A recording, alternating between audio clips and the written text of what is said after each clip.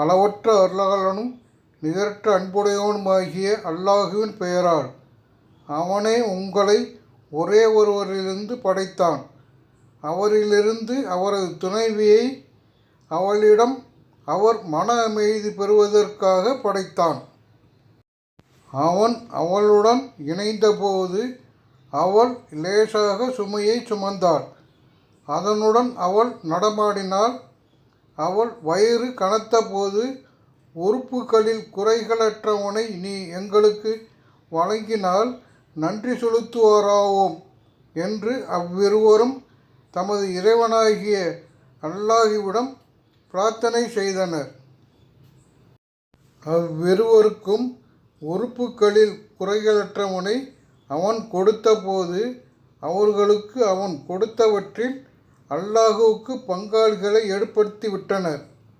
அவர்கள் இணை கற்பிப்பதை விட்டும் அல்லாஹ் தூரமானவன். எதையும் படைக்காதவற்றையா அவர்கள் இறைவனுக்கு இணை கற்பிக்கின்றனர்? அவர்களே படைக்கப்படுகின்றனர். இவர்களுக்கு உதவிட அவர்களுக்கு இயலாது.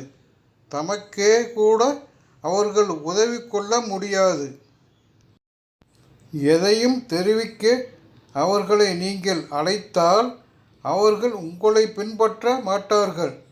நீங்கள் அவர்களை அழைப்பதும் மௌனமாக இருப்பதும் உங்களை பொறுத்தவரை சமமானதே.